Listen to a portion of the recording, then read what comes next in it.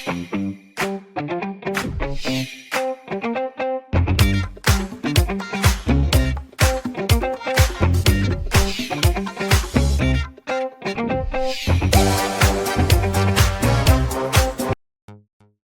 human eye functions a lot like the camera.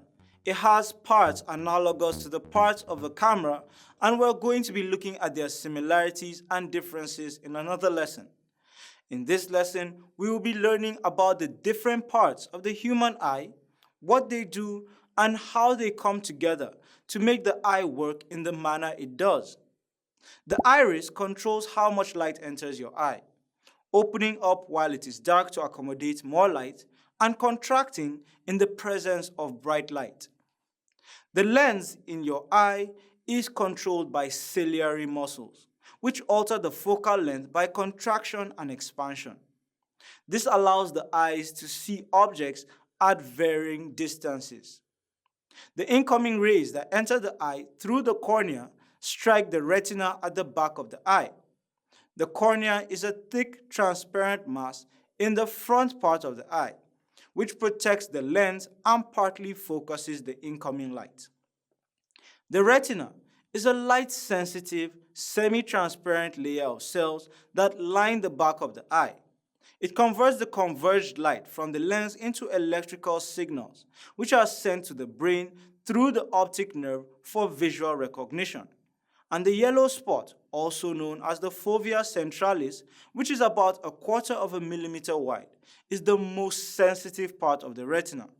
This is the place where you experience sharp, central vision when reading or focusing on a single point.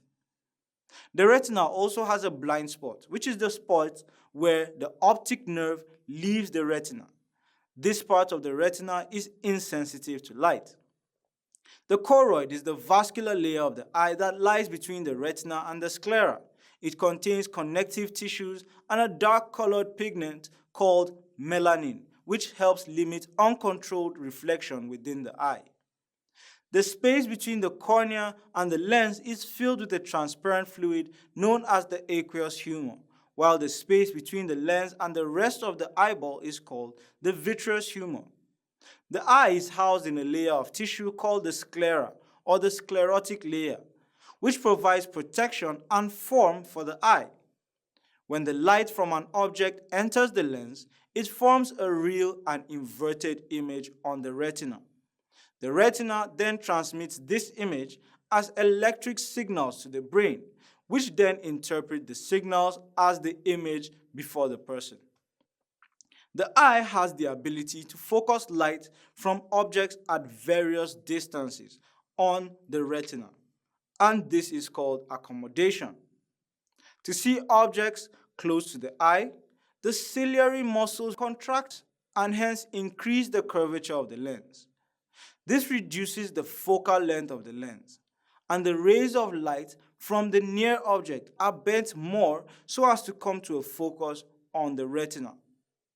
The opposite happens when the object is far off. The lens is slimmer and the focal length of the lens is increased to allow parallel rays of light from far objects to be focused on the retina.